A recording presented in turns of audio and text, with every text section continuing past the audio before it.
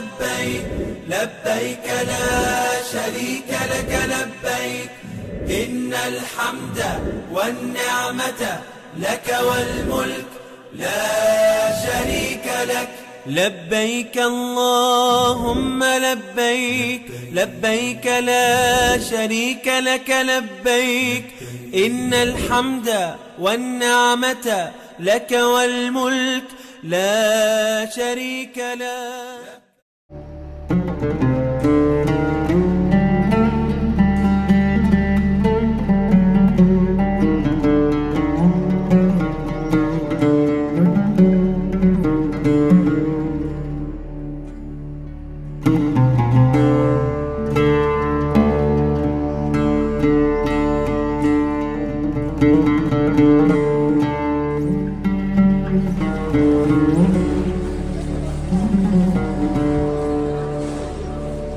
Daw swimming pool.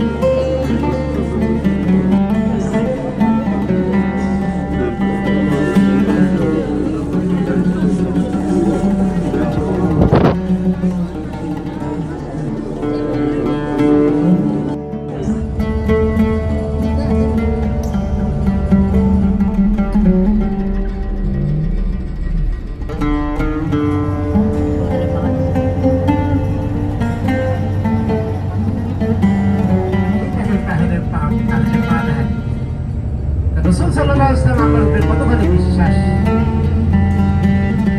আমাদের অবস্থাটা কি হতে পারে?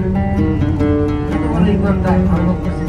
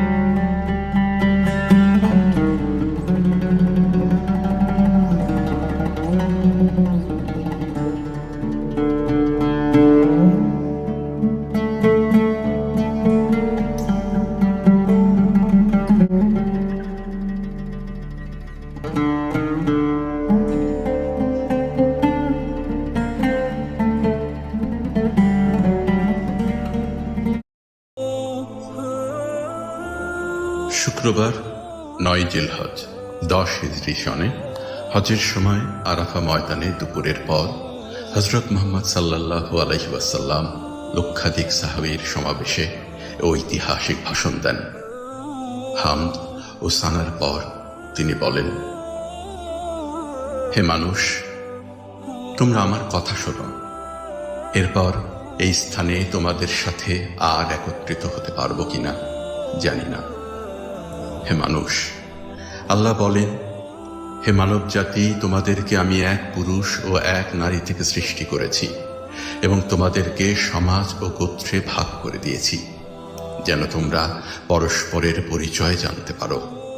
অতএব শুনে রাখো, মানুষে মানুষে কোনো ভেদাভেদ নেই।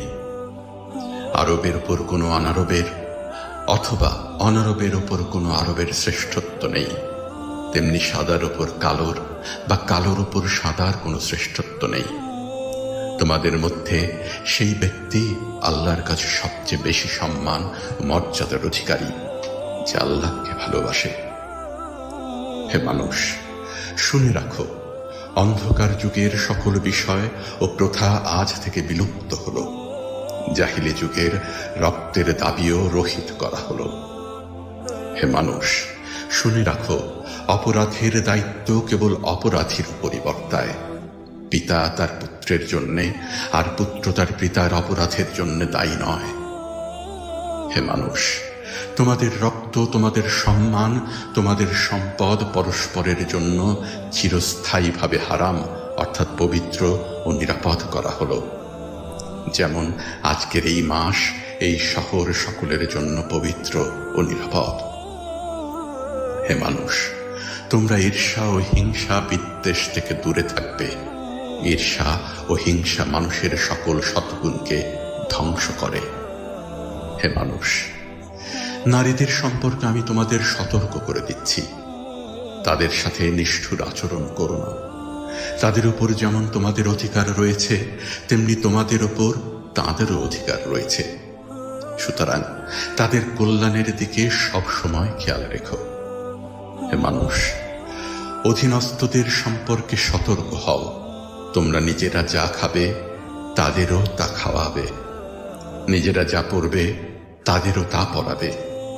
শ্রমিকের শরীরের ঘাম শুকানোর আগেই তার মজুরি পরিশোধ করবে। হে মানুষ, বিশ্বাসী সেই ব্যক্তি যার হাত ও মুখ থেকে অন্যের সম্মান, ধন ও প্রাণ নিরাপদ। সে নিজের জন্য যা পছন্দ করে, অন্যের জন্য তাই পছন্দ করে।